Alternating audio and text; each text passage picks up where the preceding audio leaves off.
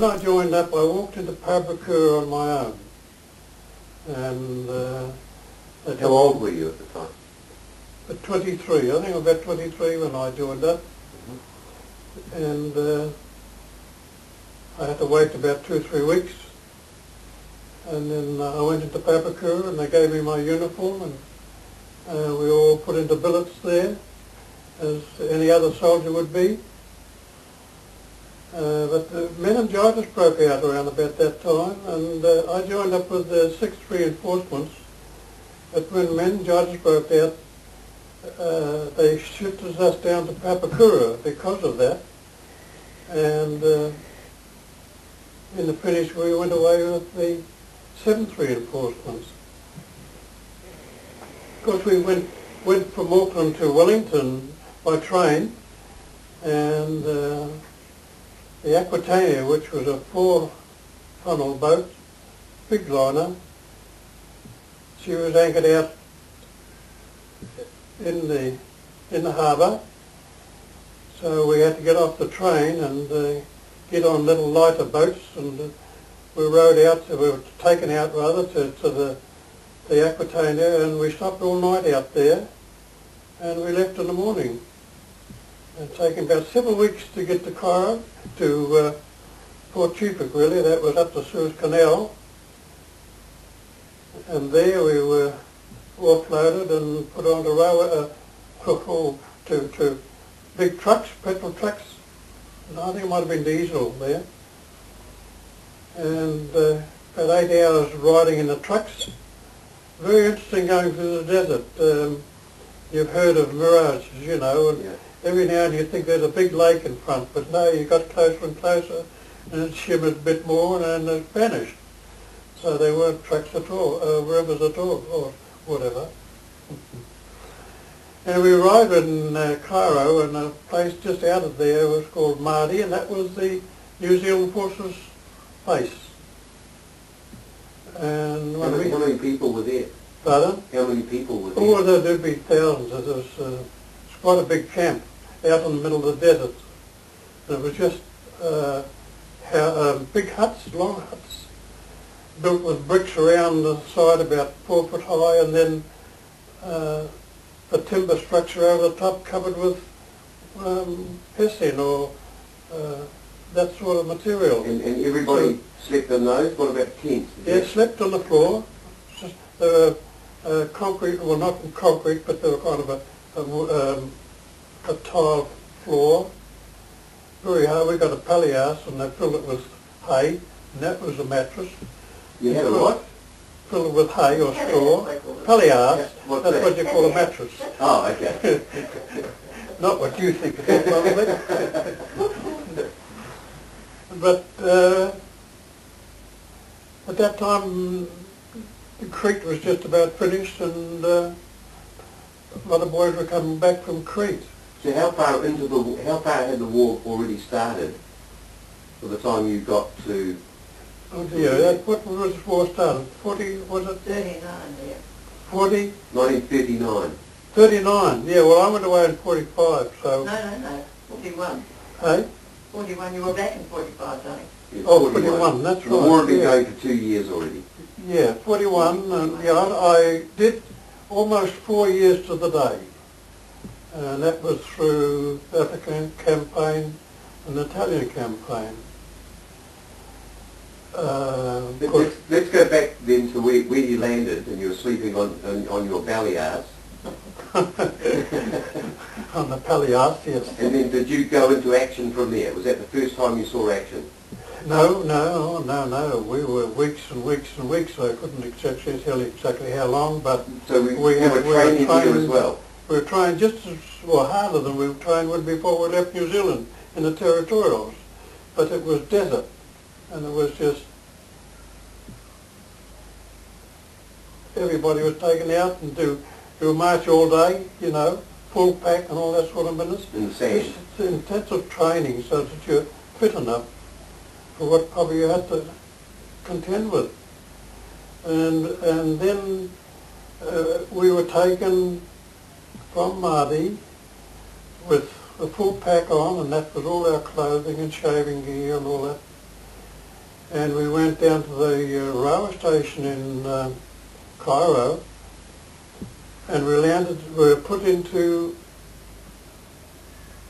metal trucks, what we would call in New Zealand on the railway, wagons for putting cheese in. You know, they were just metal trucks with a sliding door on each side. And we travelled for 3 or 4 days in those, and we slept in those and everything. And that was our taking us up to the forward front, you know, so that then we'd have training again. But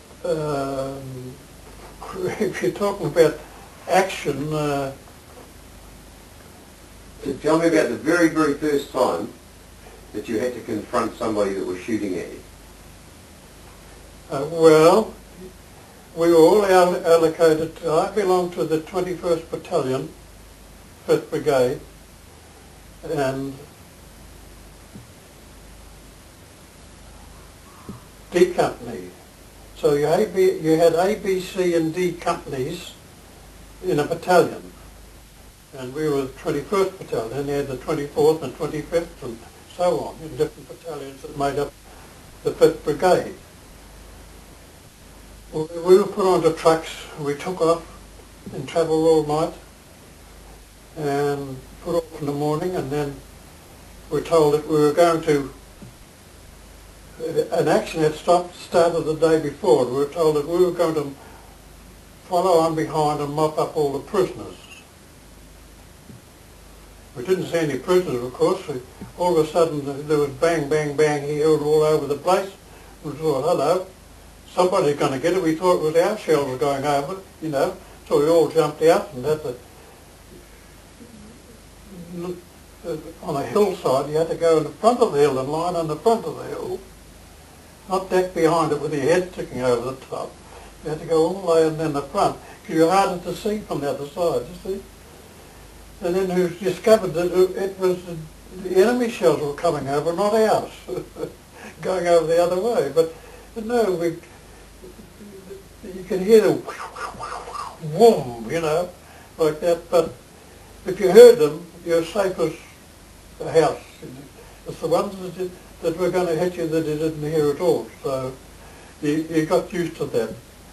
But that was a bad day for a lot of people, because we saw a lot of troops being herded together, and there's a big mob of prisoners, Kiwis, that had just been taken that morning when we arrived. That was the battle that started the day before. And you saw them being taken away? Yeah, they're being rounded up by the juries. They would be 3 or 4 kilometres away, you know. So that was our impression anyway, that they were Kiwis, and I believe they were. But you might not quite understand when I say a soldier would be on the forward slope facing the enemy. That's because he would be harder to be seen instead of sticking his head up over the top and getting it shot off, you know. What Is that because of the camouflage? He's over the front. And it's surprising. I heard one bloke say, I'll buy you a beer when we get back, you know, and that's the sort of attitude they had. And yet fellows a bit further back behind who were in slip trenches who did get caught, like a shell would follow them into the slip trench, you know, and some of them would be bleeding in the ears, and it wasn't very pleasant at all. And then you would get tanks all around you, and they're firing the other way, and it's a lot of confusion. The noise must have been horrific. A lot of confusion, and noise too, yes. And of course, at that stage, when night time came, you had to dig your slitty, and that's the first time you had a chance of getting down into a hole. And the slitties, each man would dig his own slit, and there'd be certain places, you know, on the hillside. How deep was that? Was that just enough? Oh, they were about 3 foot deep and about 6 foot long and 2 foot wide. Just enough one, just one. You stopped there, yeah, you stopped there. You were in the sand. And when if the enemy fired shells back, you were saying a few prayers down the bottom of your slit trench. Were you digging in sand? Pardon? Were you digging in sand? In sand. Were you digging in sand? I don't know what you're saying. Were you digging in sand? Oh no, I'm sorry about that. It was that hard that they had in the nightfall, they had to bring the diggers up to break the rock formation on the top. That only happened probably on hillsides and things. And then you get a lot of places in the desert which is sand where the vehicles would get bogged, you know, but it was a tricky place to be. Desert warfare is not very pleasant at all because you're all in the open. It's nowhere to get except your slip trench. And then you would stop there and probably a fortnight and take everything that came and give everything you could in not by hand-to-hand fighting, but with artillery and machine gunners and that sort of business who would be just holding the place while the powers to be got out and saw what was going on. Artillery would be going all the time, and then you'd be brought out in for about a week's rest, and somebody else would come in and take your place. So that time the artillery was happening, were you just sitting in your trench? Yes. You did not move on your own. When the officers had found out where the enemy was and the strength of the enemy, then the attacks were made on the front and to different places, and so the whole line would advance forward, a bit like from Alamein. Once Alamein started, right up to the finish of the war, actually in the desert, it was advance all the way.